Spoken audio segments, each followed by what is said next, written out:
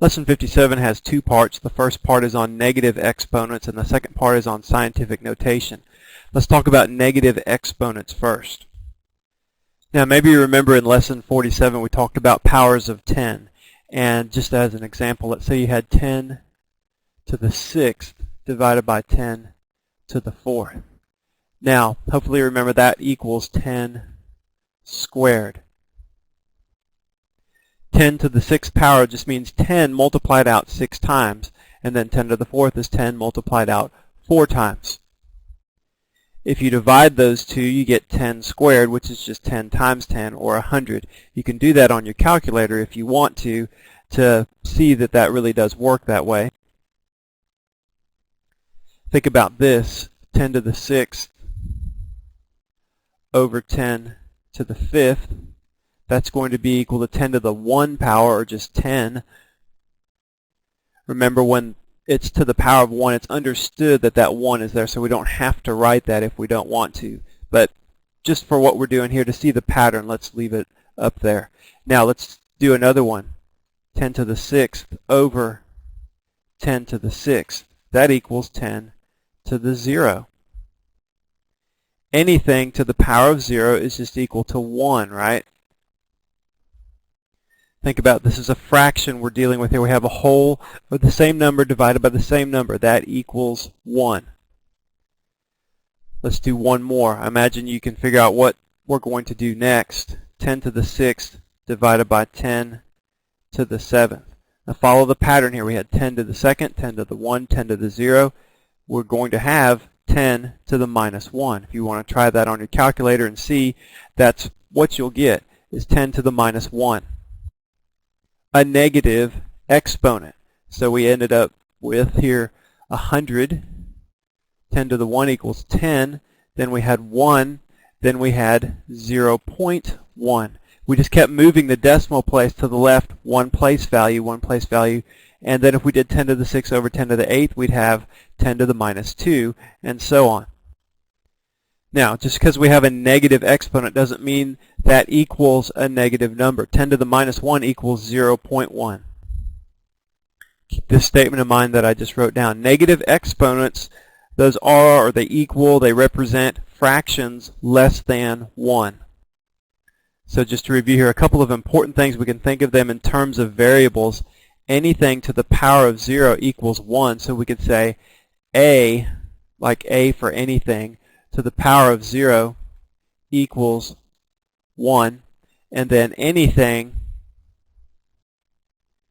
with a negative exponent, that equals 1 over anything to the positive exponent.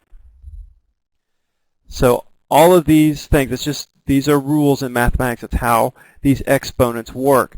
Think about 10 to the 6th over 10 to the 4. We could rewrite that then 10 to the 6th times 10 to the minus 4. See, now both terms are in the numerator. We don't have a fraction anymore.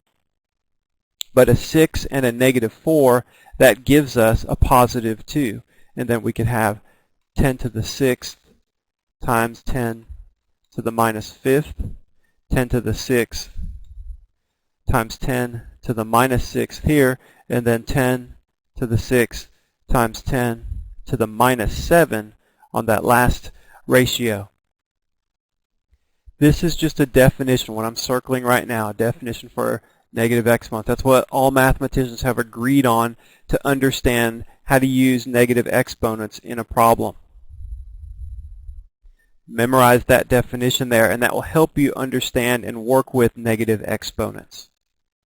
Let's go ahead and do some practice problems. Look at those at the bottom right, A, B, and C. If you want to pause the CD and try to simplify all of those, you can, or you can follow along with me. Look at A. Let's apply our circled rule there for negative exponents. If we had 3 to the minus 2 and we wanted to simplify that relationship, when we simplify a problem with negative exponents, that means get the exponents positive. So that's how we simplify when we have negative exponents. We would just do 1 over 3 squared. That's what that would be. And then that would just be 1 over 9. That's our simplified form of 3 to the minus 2. In B, remember anything to the power of 0 equals 1. So that's the answer there. It's just 1. And then we have 10 to the minus 3. To simplify that, that means get rid of the negative exponent. So we just do 1 over 10 to the third. A to the minus n equals 1 over a to the positive n. 10 to the minus 3 equals 1 over 10 to the positive 3. And we just end up with 1 over 10 times 10 times 10 would be 1,000. And so that's what that equals there. A key concept here to understand that we're going to use next when we do scientific notation with small numbers. A key concept is that on the left there, as our ratios got smaller and smaller, 10 to the 6 over 10 to the 4, 10 to the 6 over 10 to the 5, and so on, our decimal place moved to the left 1. We had 100, then our decimal place moved to the left 1 to get 10, then to the left another 1 to get 1, and then to 0.1. Think about how that movement of the decimal place affects the base 10 exponent, and think about that as you do the next part of this lesson. Now, if you remember in lesson 51, we talked about scientific notation for large numbers. And remember, scientific notation, all that is writing a number kind of like in expanded form where you use your powers of 10. And let's just put a number up here, a large number, just to kind of have a review for writing scientific notation with a large number. Remember what you do on these? If you want to write that in standard scientific notation form, you want the decimal point moved right here in front of that first non-zero number. And so that means you need to move it over 1, 2, 3, 4, 5, 6, 7 spaces, or 7 places. And that number becomes 6.3 times 10 million, or times 10 to the 7th. That's your scientific notation form. Every time you move that decimal place to the left 1, you increase the power of 10 by 1. And you always start with 0, right? You say 0, then 1, 2, 3, 4, 5, 6, 7. So you start at 0, that's like your beginning number that you start with, and then you increase. Each time you move the place to the left 1, you increase the power by 1. So you know how to make a scientific notation format for a really large number. Now let's try a really small number.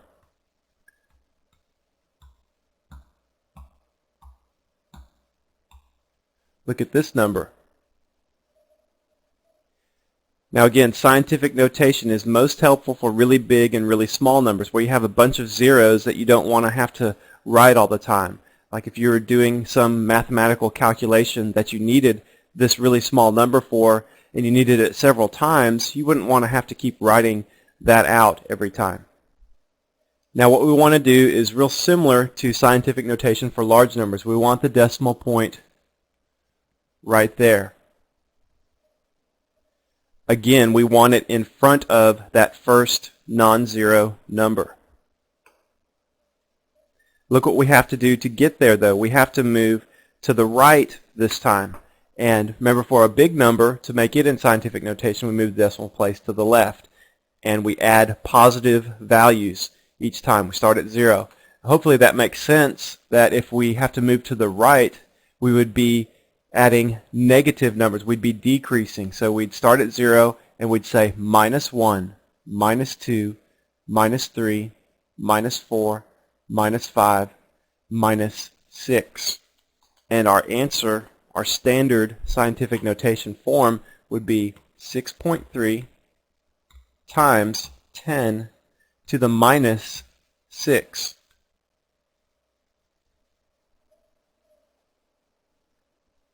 So it's kind of like the opposite of scientific notation for large numbers. When everything is to the left of the decimal point, meaning you have like your ones, your tens, your hundreds places filled, everything is to the left of the decimal point. To make it in scientific notation form, each time you move the decimal point to the left, you add positive numbers to your power of 10. If you have a number that's really, really small In other words, all of the non-zero digits are to the right. They're all in like the tenths, hundredths, thousandths places, and so on. They're all to the right of the decimal point. Then in order to write that in scientific notation, you need to decrease, go more and more negative each time you move your place value or your decimal place over 1. Look at these two practice problems. Why don't you pause the CD and see if you can write both of those really small numbers in standard scientific notation form.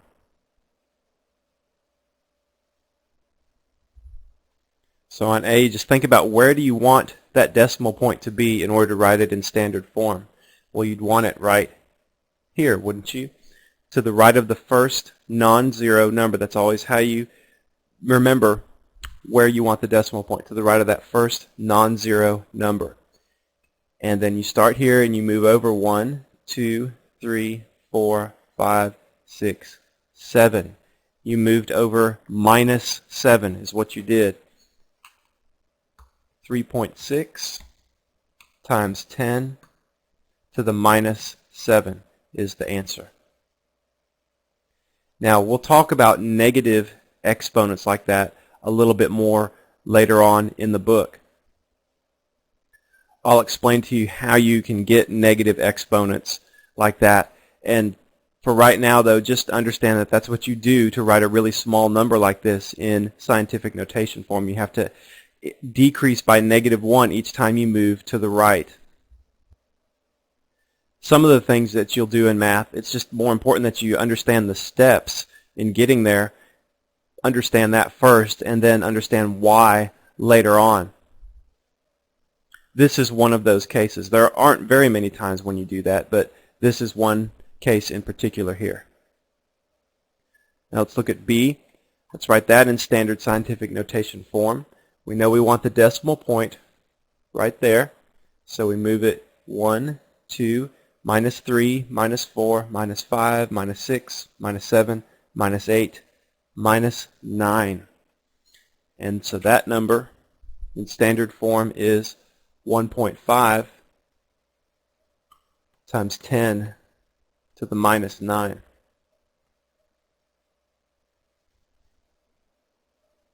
Now look at problems C and D. Let's go the other way. Let's take a number that's in standard scientific notation form and write it in just the standard form that you write a number. So these problems are kind of like the opposite of A and B. Now on a problem like this, don't be afraid to write some extra work down. Don't try to do everything in your head on a problem like this. What I like to do is I'll just write the 3 and I'm going to put a 0.0 down, 3.0. That helps me recognize the decimal point. And whenever you just have a whole number like that, you know that the decimal place, it's just understood that it's to the right of that whole number. And so we need to move the decimal place to the left 4. Since we have a -4, that negative sign tells us that we're working with a really small number.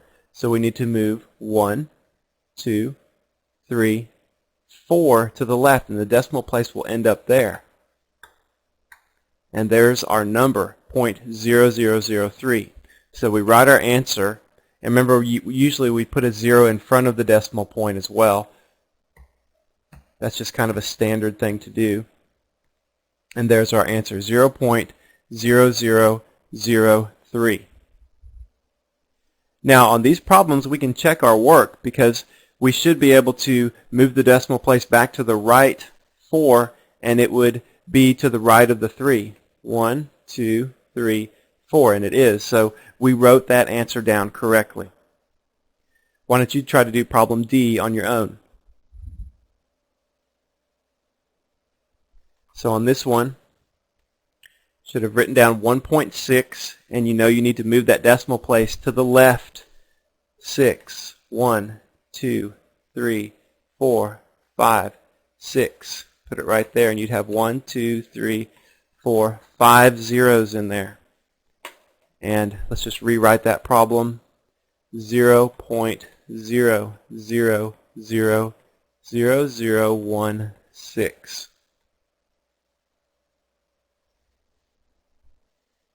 Anytime you see a number that's in scientific notation format and it has a negative exponent, that should tell you right away that you're working with a small number. And so it wouldn't make any sense to add zeros to the right of that number and have like 1.6 and then be going 1, 2, 3, 4, 5, 6, because then you'd end up with a really big number. And you just have to remember that negative exponents mean small numbers. A positive exponent means a large number. If you can remember that, that will go a long way in helping you understand how to write a number using scientific notation. Let's do one more problem. Look at practice problem E, kind of up at the top right there. This is a comparison problem. Compare 3 times 10 to the minus 2 and 1.4 times 10 to the 1. Tell me which one, if either, is greater, less than, or equal to the other one. You should recognize there the exponents, minus 2 and a positive 1.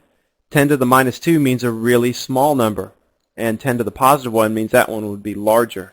So you should know right away that 3 times 10 to the minus 2 is smaller than 1.4 times 10 to the 1. And those actual values are 0.03, and this one would be 14. So there's two ways that you can answer those problems. If you come across another comparison problem like this, look at the exponents on the powers of 10, or you can rewrite the numbers in standard form. It's easier and faster if you just look at the powers of 10, and as long as you understand what I've been talking about here, about when you see a negative exponent that tells you it's a small number, then that should help you figure out right away which number is bigger. Okay, well that's all for lesson 57.